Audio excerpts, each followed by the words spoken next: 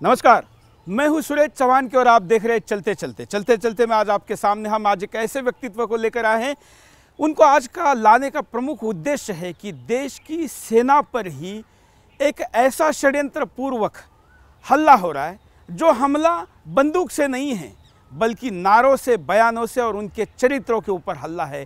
ऐसे में हम एक ऐसे व्यक्तित्व को आपके साथ लेकर आए हैं जो इस देश के जवानों के केवल जीवित रहते ही नहीं बल्कि उनके जाने के बाद भी उनके शहीद परिवारों के साथ जुड़े रहते हैं। जिंदा शहीद मनिंदर सिंह बिट्टा जी, आपका स्वागत है। वंदे मातरम। आज चलते चलते में आपसे हम बात करना चाहते हैं क्योंकि जिस सेना से पूरा हिंदुस्तान इतना प्रेम करता है, आप इतना प्रेम करते हैं, उस सेना के जवान कश्मीर में बलात्कार करे ऐसा आरोप एक छोटा सा छुटभैया स्टूडेंट लीडर कन्हैया ने किया है। तो उसके ऊपर चर्चा इसलिए होना ज़रूरी है कि उसने बोला, उससे भी ज़्यादा गंभीर बात यह है कि देश के मीडिया ने उस पर बहस छेड़ दी है। तो ऐसे में बड़ा दर्द होता होगा आपको भी। मुझे कन्हैया पे इतना दर्द नहीं है, ये आज आया है कल चले जाएगा, इसने जो किया है। सबसे जो दर्द है वो बड़े बड़े इलेक्ट्रॉनिक मीडिया का मुझे दर्द है। उन्होंने कन्हैया को इस तरीके से पेश किया जो हमारे फौज के जवानों के ऊपर इतना बड़ा हमला किया।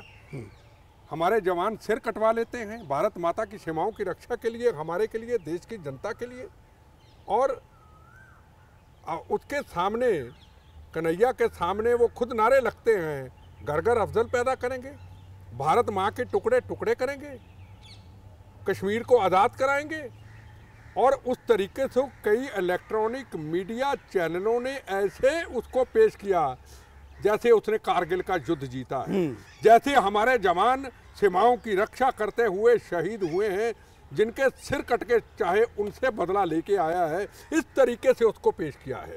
अगर उस तरीके से ना पेश किया होता, उसने भारत माता को तोड़ने की बात कही कैसे, उस तरीके से पेश किया होता, देश की जनता को शांति मिलती कि हमारा इलेक्ट्रॉनिक मीडिया, हमारा प्रिंट मीडिया के कुछ लोग अपनी जिम्मेदारी को संभालते हुए भारत माता की, अगर एक तोड़ने की बात करता है, पूरा मीडिया भारत माता की आज़ादी की रक्षा करने की अपनी एक जगह के ऊपर खड़ा है। हाँ। लेकिन ऐसा हुआ नहीं ना। ऐसा लग रहा है कि ये पूरा षड्यंत्र पूर्वक मीडिया ने प्लान बना के रखा था कि अब कन्हैया ऐसा बोलेगा और वो मीडिया आर्मी पे टूट पड़ेंगे। मुझे पहली बार पता चला कि हम पॉलिटिशियन देशभक्त नहीं, देशभक्त तो हिंदुस्तान की जनता है। तो हिंदुस्तान की जनता ही अब फैसला करती है जब अपने कमेंट्स लिखती है। अब देश की जनता फैसला करने लग गई, आप गलत बोले, आप सही बोले, बिल्कुल, क्योंकि उसको एक्सेस है उस पे कमेंट करने का। देशद्रोही है। हाँ। और देशद्रोही रहेगा। लेकिन आज उसको हीरो की तरह पेश किया जा रहा है और उससे भी बुरी बात कि उसका आर्मी के ऊपर होने वाले अटैक को भी सही ठहराया जा रहा है। देखो, उसके पीछे ये क्लियर बातें हैं जो राजनाथ जी ने कहा, वो बिल्कुल सही कहा, मैं उनकी बातों से सहमत हूँ। आईएसआई की फंडिंग आ रही है, आईएसआई का रोल है, ये हो ही नहीं सकता कि दिल्ली के अंदर पाकिस्तान जिंदाबाद के नारे लग जाए, दिल्ली के अंदर यूनिवर्सिटी के अंदर भारत को तोड़ने की बात आ जाए, ये हो ही नहीं सकता। इसके पीछे कोई ना कोई बहुत बड़ी साजिश है। एक वो स्टूडेंट लीडर भगत सिंह और एक ये देशद्रोही कन्हैया स्टूडेंट जो वो भगत सिंह की भारत माता के टुकड़े टुकड़े करने की बात करते हैं, और हम मीडिया के लोग कहते हैं नहीं जी ये तो बोल ही नहीं रहा था। अरे बोल, ये तो आजादी है, ये है, वो है, आजादी है, पर भारत माँ को तोड़ने की, जहां हमारे हजारों जवान शहीद हो गए, जवानों ने सिर कटवा ले, रोज जवानों की लाशें आती हैं, शहादत होती है, उनको बदनाम करने की साजिश हो, घर घर अफजल पैदा करने की बातें हो, उसके लिए भारत के अंदर आज़ादी किसी को नहीं है, ना होने दे। और भारतीय सेना का रिकॉर्ड भी देखा जाए तो अंतर्राष्ट्रीय स्तर पर दुनिया भर में जितनी सेना है, उन सेना में सबसे ज़्यादा समर्पित, सबसे कम संसाधनों में सबसे ज़्यादा आउटपुट देने वाली और अपनी जनता के बीच लोकप्रियता में दुनिया में भारत की सेना एक नंबर पे है।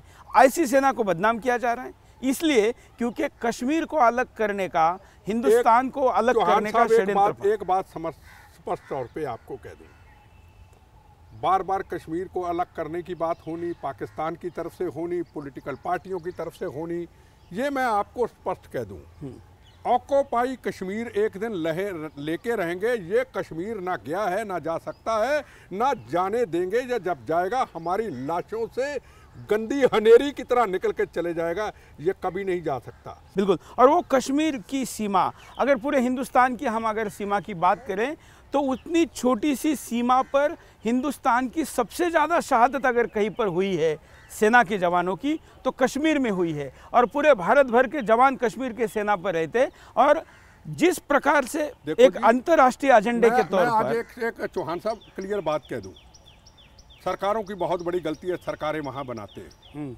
बड़ा अच्छा मौका है बीजेपी गवर्नमेंट को, वहां सरकार बनानी नहीं चाहिए, वहां गवर्नर रूल करें। को अच्छा था फौज का रिटायर जनरल, उसको गवर्नर बनाए। पिछले सरकार ने तो गोली क्या उनके हाथ में बंदूकें निकाल के डंडे दे दिए थे। पिछली सरकारों ने क्या किया, पिछली जब जवानों के सिर कटते थे, जब जवानों की लाशें आती थी तो क्या होता था, संस्कार होते थे, नेता जाते थे, रात को मुशर्रफ को कहते थे, मुशर्रफ जी लंच डिनर क्या किया है आपने, लाल कारपेट के साथ कब स्वागत किया जाए। आज वो चीज़ नहीं है। आज क्या है, एक गोली पाकिस्तान से चलती है, हमारा 200 गोली का जवाब देता है हमारा हिंदुस्तान का डिफेंस मिनिस्टर।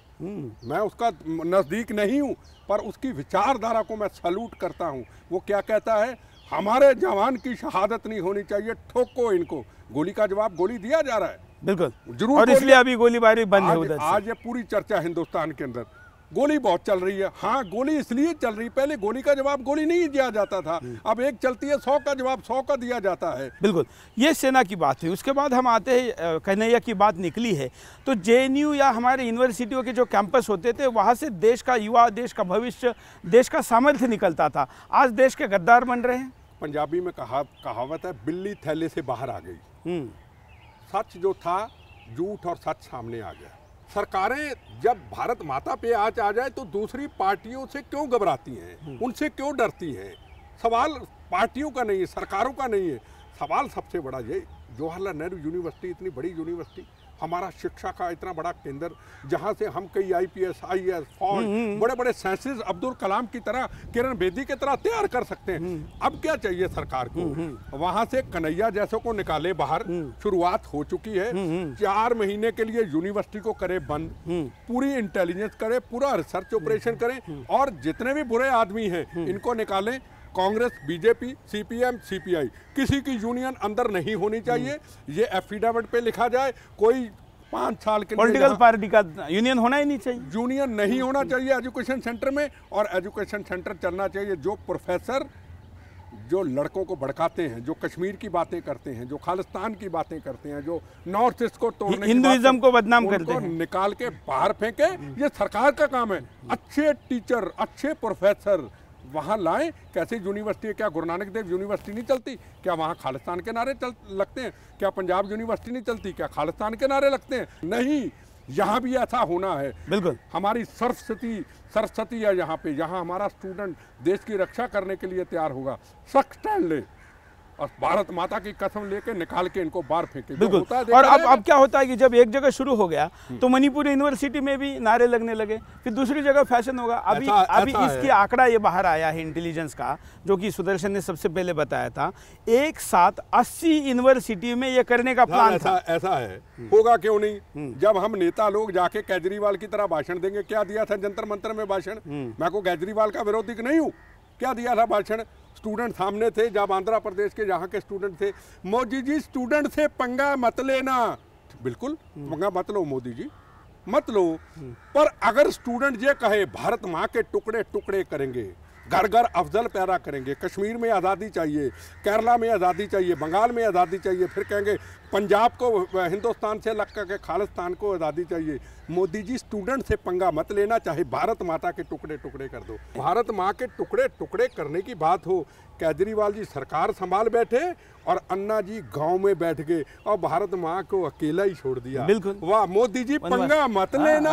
वाह भैया, क्योंकि और ये इन्हीं की पूरी है। क्या होगा कि हिंदुस्तान में कम्युनिज्म फेल हो गया, लेफ्टिस्ट मूवमेंट है ना फेल हो गई, तो फिर इन वामपंथियों ने क्या किया कि अब नए प्रारूप में आना है तो एक मॉडरेट फेस लेके आना पड़ेगा। अब देखिए, दलित की बात करते हैं, हिंदुस्तान में दलित शासन रहा है, राज रहा है, और दलित हमारे यहाँ पर कभी भी कर्म से नहीं था, जन्म से नहीं था, कर्म के आधार पर था। मैं दलित की अगर बात कहें, मैं जब अपने शहर में अमृतसर में जाता हूँ, एक पुरानी ट्रैक्टर ट्राली पे एक बेचारे हमारे वो गरीब आदमी गंद लेके जाते हैं, मैं गाड़ी रोकता हूँ, मैं उनको कहता हूँ सबसे पवित्र, सबसे सफाई का काम, सबसे अच्छे व्यक्ति मैं अपने सीने पे लगाता हूँ, मेरा कर्तव्य है।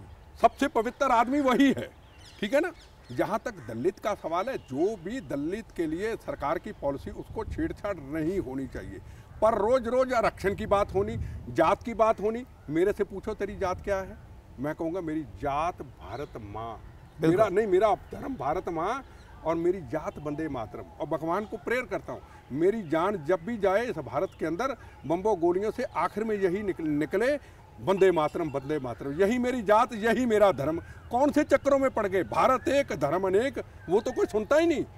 मेरी वो कास्ट, मेरी वो कास्ट, तो क्या भारत के टुकड़े तो होंगे। इसको हाँ फूट पाड़ने के लिए इसका उपयोग किया जा रहा है, और ये उपयोग ये बाहर की एजेंसियां और भारत के देश, बिल्कुल बिल्कुल वो नहीं चाहते, क्योंकि मोदी का जो विजय हुआ वो एक यूनाइटेड हिंदुस्तानियों का विजय था। वो विजय को अगर नहीं दोहराने देना है तो किसी भी कीमत पर यहाँ फूट पड़ना ज़रूरी है। खैर, हम आगे के मुद्दे पर आते हैं। जिस तरीके से ये सारे मुद्दे आगे बढ़ रहे हैं, भारत में राजनीति हो रही है, ऐसे में एक कांग्रेस जो कि एक बड़ा दल, जिसमें आप इतने साल रहे, जिसमें इंदिरा गांधी जिसमें रही, ऐसे दल का नेता राहुल गांधी उस देशद्रोहियों को जाकर समर्थन देता है। मैं एक बात स्पष्ट कह दूं, मेरी कोई लक्ष्मण रेखा है।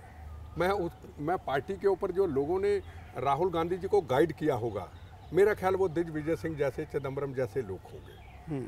मैं इस चीज़ को कहता हूँ कि वो शायद ये गलती ना करते, उनसे गलती करवाई गई। अब आई बात, जैसे परसों आई बात, ISI से किसको मिला दिया, RSS को मिला दिया। ठीक, देखो RSS एक संगठन है, एक अपना अपना हर विचार होता है। वंदे मातरम, भारत माँ की जय बोलते हैं। कई बातों पे विचारधारा अलग अलग पॉलिटिकल पार्टियों की हो सकती है, पर ये नहीं आप कह सकते कि ISI उसके साथ ना। ये आप पार्टी कांग्रेस क्यों हारी, कांग्रेस तो कभी भी ना हारती। कौन तो कांग्रेस 5 साल और राज करती, किसने हराई, दिग्विजय सिंह जी ने। क्यों, भगवा आतंकवाद, हिंदू आतंकवाद, भगवा आतंकवाद और हिंदू आतंकवाद, ये सोनिया गांधी जी ने माना। मैंने लेटर लिखा, मैंने एंथनी को लिखा, मैं कहा हिंदुस्तान को आपने लिखा कि बड़बोलापन इस पार्टी को ले डूबा, अहंकार ले डूबा। मैंने चिट्ठी में लिखा था, बड़बोलापन दिग्विजय सिंह जैसा, हंकार आनंद शर्मा जैसा ले डूबा, जिन्होंने भगवा आतंकवाद, हिंदू आतंकवाद। और ओबामा जी क्या कहा था, उसामा बिन लदेन, उसामा जी, अफजल जी। अब फिर वही बात, ये उनको जी लगाएंगे नहीं। और मोहन भागवत को गाली देंगे, RSS को गाली देंगे। देखो मेरी बात सुनो, इनको गलतफहमी है, ये मैं समझता हूँ मैच्योर ही नहीं है। मैं तो जवाहरलाल नेहरू के टाइम का हूँ, छोटा बच्चा था, ये मैच्योर ही नहीं है तो पुराने हो गए। इनको ये नहीं पता कि दिग्विजय सिंह के कारण बीजेपी जीती है, कांग्रेस दिग्विजय सिंह के कारण हारी है। भगवा आतंकवाद, भगवा आतंकवाद का क्या मतलब, जो साधु संत है, ठीक है, को गलत होगा उसको सजा दो, पर सारे ही भगवा पहनने वाले। अब आपने भगवा पहना है, मैं भी मंदिर जाता हूँ, मैं भी पहनता हूँ, अब मुझे भी क्या आतंकवादी कह देगा। ये समझ नहीं पा रहे, खुद माने कि इनकी गलतियों से कांग्रेस हारी, फिर वही गलती। जहां हमारे मुस्लिम भाइयों का बहुत बड़ा फंक्शन था, गुलाम नबी आज़ाद के, उन्होंने एक शब्द नहीं कहा ISI। मतलब जिस संस्था का सम्मेलन था, वो महमूद मदनी का मैं इंटरव्यू पिछले दिनों कर चुका हूं, उन्होंने RSS को एक सांस्कृतिक संगठन कहा। और गुलाम नबी मदनी जी की बात अगर करें, सेकुलर मुसलमान है वो मदनी, जो हिंदू मुस्लिम सिख ईसाइयों के खून से बने तिरंगे झंडे को आंध्र प्रदेश ट्रेन में चेन्नई पूरा लखनऊ घूमता हुआ गया और नारे लगाता रह गया, भारत एक धर्म अनेक। और वहां पे वो नारे लगा नहीं रहे, आप जाके फिर दिग्विजय सिंह करो गलतियां, पार्टी का नुकसान करो। पार्टी का नुकसान किसने लेकिन किया? ऐसे नारों ने किया। राहुल गांधी का अपना भी तो कोई दिमाग होना चाहिए ना। मैं उनके बारे में फिर मैं कहूँ, मैं नहीं उनके बारे में कुछ बोलूँगा, मेरी कोई लक्ष्मण रेखा है, मैं नहीं बोलूँगा। पर मैं ये जरूर कहूँगा कि इन नेताओं को, कांग्रेस भी खून से सजी है, इसका नुकसान मत करो, नुकसान मत करो। हमने अगर पंजाब के अंदर लड़ाई लड़ी, पंजाब के अंदर अमन शांति लाया, उसमें कांग्रेस बीजेपी सबके लोग मारे गए। RSS के भी शाखाओं के अंदर एक दिन के अंदर उन्होंने 25-25 RSS के लोग मार दिए। हमारे कांग्रेस के सरदार बेअंत सिंह और बड़े बड़े लोग उन्होंने, जोगिंदर पाल पांडे शहीद कर दिए, हज़ारों वर्कर शहीद हुए। हमें इकट्ठा रहना है, हमें देश को बचाना है, हमें इस वक्त ऐसी शक्तियों के खिलाफ लड़ना है जो हमारी फोर्सेस को, हमारी फौज को डिमोरलाइज करती है, जो भारत माता के खिलाफ नारे लगाती है। लेकिन लड़ने का जिम्मेवारी आखिर मोदी की थोड़ी है। विपक्ष अगर इनको साथ देगा और सारे कम्युनिस्ट से लेके लालू से लेके सब लोग। एक बात याद रखना, मैं जो पिछले समय पे जो 2-4 इंटरव्यू पे जो वायरल हुआ, जो मुझे पता, मुझे इन चीज़ों का बिल्कुल नॉलेज नहीं, जो मुझे एहसास हुआ, आप बिल्कुल इस गलतफहमी में मत रहिए।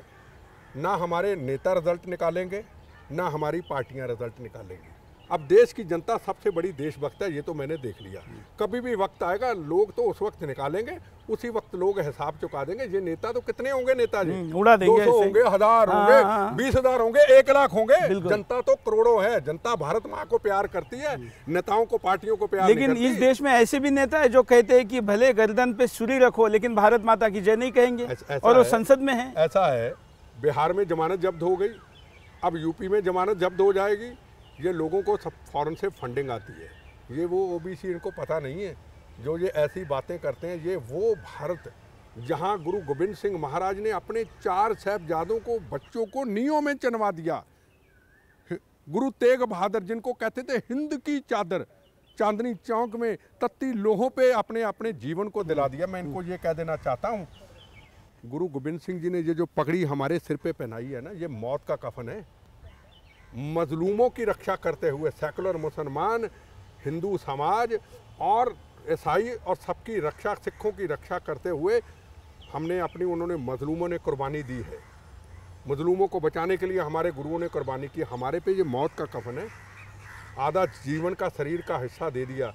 अभी भी देश का सेकुलर मुसलमान हो, हिंदू हो, ईसाई हो, उनकी रक्षा के लिए आधा भी दे देंगे। जो गलत फहमी में है, गुरु गोविंद सिंह के इतिहास को देखें।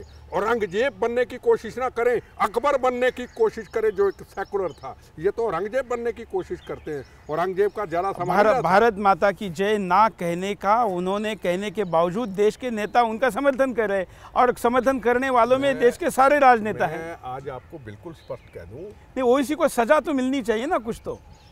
देखो, सरकार के हाथ बहुत लंबे हैं। सरकार क्यों डर रही है, मुझे समझ से बाहर है। बहुत सरकार को सख्त स्टैंड लेने की ज़रूरत है। ये सवाल भारत माँ का नहीं है, और किसी पॉलिटिकल पार्टी के तरले नहीं मार रहे हैं। फोर्सेस लगाएं, जो केस बनता है इनके ऊपर बनाएं, एक्सपोज करें, मीडिया एक्सपोज करें। अब आप देखना, ये कह दिया मेरे गर्दन पे, आप देख रहे ना, कल से उनका इंटरव्यू बड़े बड़ा, जैसे कन्हैया का हुआ, उसको हीरो बना के ये कारगिल का युद्ध जीता है। कुछ चैनल तो ऐसे कि ओबीसी अगर बाथरूम में जाके फ्लश दबाता है तो उसकी भी न्यूज लगाते हैं। कारगिल का युद्ध जीता है, इन्होंने जवानों के लिए बड़ा किया है, ये हमारे हिंदुस्तान के हीरो हैं। कौन बनाता है? क्या कभी जो शहीद हुए लोग पार्लियामेंट के अंदर, जिन्होंने कांग्रेस, बीजेपी, सीपीएम, सीपीआई सब नेताओं को बचा दिया, क्या उनका किसी आपको छोड़ के, 1-2 और चैनलों ने छोड़ के, बड़े बड़े चैनलों ने बुला करके सामने इनके बिठा के कभी बातचीत की? ना। 3-4 पार्टियां इकट्ठी हो जाती हैं, कंधार से शुरू करते हैं, 26/11 दीनानगर पे खत्म कर देते हैं। क्या ये लोगों के साथ धोखा नहीं है? इलेक्ट्रॉनिक मीडिया पूरा धोखा है। क्या धोखा नहीं है? बिल्कुल। क्या है, क्या मतलब ये? और उसमें से कुछ पत्रकार कहते मैं देशद्रोही हूँ। नहीं, हमारे सामने बुलाए ना, हमको क्यों नहीं बुलाते? क्यों नहीं बुलाते हमको? आप तो बुला लेते, मेहरबानी, आपका देश के लिए आपका प्यार है, हमें बुला लेते। ये क्यों नहीं बुलाते? पता है, सीधा ठोक के जवाब देंगे, इसलिए हमें नहीं बुलाते। हमें जवाब देना, हम देश की जनता को जगाएं, दुनिया के अंदर करोड़ों हिंदुस्तानियों को जगाएं, ये हिंदुस्तान के अंदर क्या हो रहा है। ये तो एक पार्टी से शुरू करते हैं, दूसरी पार्टी से ख़त्म कर देते हैं। ये क्या डिस्कशन है? ये तमाशा है, ये डिस्कशन है। ये डिस्कशनें नहीं है, हिंदुस्तान के लोगों को बता देना चाहता हूँ। ये रोज टीवी के अंदर आप पॉलिटिकल पार्टियों के तमाशे देखते हैं, और जो शहीद हो जाते हैं उनके परिवारों को आज तक कोई नहीं पूछता। मैं रोज इन परिवारों को देखता हूँ, कोई नहीं उसको पूछता। हम क्यों किसी को कहें हमें बुलाइए? क्यों कहें? हम नहीं कहते, जो बुलाते हैं उनकी मेहरबानी, हमें को फोटो नहीं दिखाना है। हम तो है ना, हम आपकी आवाज़ को हिंदुस्तान के घर घर में पहुंचाएंगे। हमें गारंटी है कि आपकी आवाज़ जब घर में जाएगी तो दिल के अंदर भी जाएगी, और वो दिल हिंदुस्तानी है। ओवैसी पे वापस लौटते हैं। ओवैसी हुआ, या उसका वो नमक हराम भाई है अकरुद्दीन ओवैसी, वो छोटा वाला, जिसको कि अब तक फांसी हो जानी चाहिए थी, अभी तक वो बेल पे बाहर है, 10,000 रुपये के बेल पे। अरे आप क्या कह रहे हैं? अब जब पहले सरकार थी हमारी कांग्रेस की, वहाँ पे मैं तो उसको बुलेट प्रूफ गाड़ी में एचकन डाले हुए बुलेट प्रूफ गाड़ी में पुलिस लेके आ रही है। क्रिमिनल क्या होता है, आम को क्रिमिनल पकड़ा जाए, को जेब तलाश पकड़ा जाए, को किसी को गलत पकड़ा जाए, पुलिस क्या करती, धक्का मारती, सीधी जिप्सी में ले जाती है और डंडा मारती है पीछे। वो भी मारती। वैसे भी हम कहीं Z+ सुरक्षा वाले को काफले में को गरीब आ जाए, 3 व्हीलर वाला, पुलिस वाले डंडा मार देते हैं उस गरीब आदमी को जिसका बेकसूर है। जो कसूरवार है, जो भारत माता को तोड़ने की बात करता है, जो देश को बदनाम करने की बात करता है, उसको एचकन पहनी हुई और फिर उसको जीप में बैठाते हैं, फिर मीडिया वाले फोटो लेते हैं। ये क्या, ये तो नेता बनता आदमी ऐसे। जैसे कन्हैया को मीडिया ने नेता बनाया, ये तो नेता बनते, इनकी वोट बैंक बनती है। ये तो पॉलिसी को सरकारों की बननी चाहिए कि देशद्रोही का कोई भी काम करेगा उनके खिलाफ ये एक्शन होगा। बिल्कुल। तो ऐसे नमक हराम ओबीसी जैसे लोगों को सजा नहीं होगी तो उसका परिणाम तो और ओबीसी पैदा होने में होने वाला है। तो अफजल घर घर से पैदा होने की बात ही तो ओबीसी पैदा होने की है। कुछ जिस घर का नमक खाते, हाँ। अब मुझे कहो, मैं फिर कहूँ, मुझे कहो तुम क्या हो, तुम सरदार हो, मैं कहूँगा ना, मैं तो पहले भारत माँ का एक छोटा सा सिपाही हूँ, मेरी जात वंदे मातरम है। अब मैं कहूँ नहीं मैं तो सरदार हूँ, मैं तो खालिस्तान बनाऊंगा ना। गुरु तेग बहादुर महाराज ने हिंद की चादर ने, गुरु गोविंद सिंह जी ने शहादत भारत माता की रक्षा करते हुए अपने शरीरों को, अपने जीवनों को कुर्बान कर दिया। ऐसा नहीं हो सकता। जो ये बातें कर रहे हैं इनके पीछे बहुत कोई साजिशें ऐसी हैं जो मुल्क का, भारत माता को नुकसान करना चाहती है। इसको ये यूनाइटेड है, ये बड़ा प्लान है और मास्टर प्लान है। इसके पीछे विदेश का हजार खाते, माँ का नमक खाते, यहीं जन्म लेना, यहीं मरना, उसी को कहते हम जिंदाबाद नहीं कहेंगे। मुझे बार बार कहो, मैं जिंदाबाद जिंदाबाद, और भारत यही कहता हूँ भगवान को, हे माँ जब भी जाऊं, हे भगवान जब भी जाऊं, भारत माँ की जय। बिल्कुल। और ये ओवैसी जब ऐसा कह रहा है, और ये सारे एक कितना है, देखिए पिछले दिनों श्री श्री रविशंकर जी का कार्यक्रम हुआ दिल्ली में, world cultural festival. Sharad Yadav जैसा आदमी श्री श्री को तू मैं कह रहा है, कहता है ये पागल, इसको अरेस्ट करो। आप ध्यान, जिस व्यक्ति को 155 देशों में पूजा जाता है उसका अपमान संसद में शरद यादव जैसा। अगर मैं चल रहा हूँ इतने बम्बों से चल रहा हूँ, उसके ऊपर श्री श्री रविशंकर का हमारे पे बहुत बड़ा ब्लेसिंग है। मैं उनसे योग सीखा है, मैं उनके आश्रम में रहा हूँ। मेरे पास इतना शरीर इतना काम नहीं कर सकता, नहीं तो मैं पूरा जीवन ही श्री श्री रविशंकर के साथ लगा लेता। जितनी बड़ी सेवा देश की वो करते, जितनी बड़ी दुनिया के अंदर भारत का नाम वो ऊंचा करते। अगर सरकार का प्राइम मिनिस्टर आ गया, होम मिनिस्टर आ गया, कोई और मंत्री आ गया, तो उससे क्या भाई, इसका मतलब श्री श्री रविशंकर श्री श्री रविशंकर किसी पार्टी का नहीं है, याद रखिए। मैं उसका समर्थक हूँ, मैं उनका सेवक हूँ। वो जब भी सामने आते हैं मैं उनके झुक नहीं सकता रॉड के कारण। मैं अपने लोगों को पकड़ करके, हाथ पकड़ करके सिर झुकाता हूँ, मुझे शर्म नहीं आती। दुनिया के अंदर भारत का नाम, कि भारत हमारा ऐसा देश है जहाँ योगा सिखाया जाता है, यहाँ शांति के टिप्स और ऐसे आदमी को शरद यादव ऐसी गंदी भाषा बोलते हैं। वो सेकुलर, और फिर वो सेकुलर है, वो किसी धर्म की नहीं कह सकते। अरे शरद यादव का किसको नहीं पता, टक टक करने की आदत है। हर आदमी का एक अपना अपना स्टाइल है, उसका कोई फर्क। इतनी बड़ा सम्मेलन होना, हिंदुस्तान का नाम दुनिया में ऊंचा होना, दुनिया के कोने कोने से लोगों का, श्रद्धालुओं के आना, ये किसका, ये कोई श्री श्री रविशंकर जी की बल्ले बल्ले नहीं हुई, ये हिंदुस्तान की हुई, भारत माता की दुनिया के अंदर दिखाया गया इंटरनेशनल। बिल्कुल बिल्कुल ये हुआ। लेकिन अब ऐसे कई मुद्दे हैं और ये सारे मुद्दे एक साथ एक जब भी आते हैं तो आरएसएस से जोड़ा जाता है। श्री श्री को आरएसएस से जोड़ा गया और फिर उनकी बदनामी शुरू हो जाती है। मैं एक चीज़ बताऊँ जी, मैं कांग्रेस छोड़ी नहीं, पर मुझे ये जरूर कहा जाता है कि तुम वंदे मातरम बोलते हो, तुम भारत माता की जय बोलते हो। बड़ा बार मुझे जिंदगी में ये चीज़ें सुननी पड़ी कि बेटा क्या आरएसएस में चला गया, क्या बेटा बीजेपी में चला। ये आज की बात नहीं, पुरानी बात है। मतलब आज वंदे मातरम बोलना, भारत माँ की जय बोलना, या आरएसएस या बीजेपी, ये मैं समझ नहीं इन चीज़ों को पा रहा हूँ। आरएसएस की जहाँ तक बात है, अब कोई भी चर्चा होगी, टेलीविजन पे डिस्कशन होती तो नथुराम गोडसे जी का नाम ले आते हैं। अरे क्या हुआ, क्या बातें हुई, अब अगले इतिहास की तरफ चले, देश को मजबूत बनाने की। यह लड़ाई से क्या होगा, लड़ाई से कुछ होने वाला नहीं है।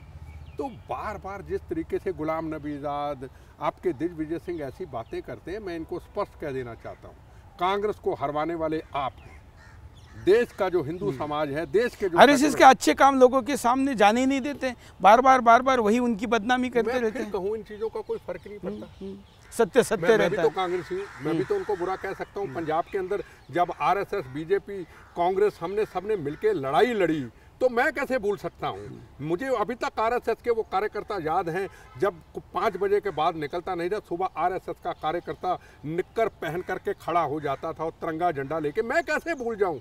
ठीक है, मेरी पार्टी ने जो करना मेरे खिलाफ करे, मुझे कोई दिक्कत नहीं। जहाँ भारत माता का सवाल आता है उसके लिए मेरी विचारधारा स्पष्ट होती है, उसमें कभी कंप्रोमाइज़ नहीं करता। हमारे कई दोस्त थे पंजाब के अंदर आरएसएस के लोग और बीजेपी के, हमारे कई दोस्त जो शहीद हो गए, हम कैसे उनको बुला सकते हैं? हम नहीं उनको बुला सकते। बिल्कुल। अब हम कार्यक्रम के अंतिम तक छोड़कर बढ़ रहे हैं।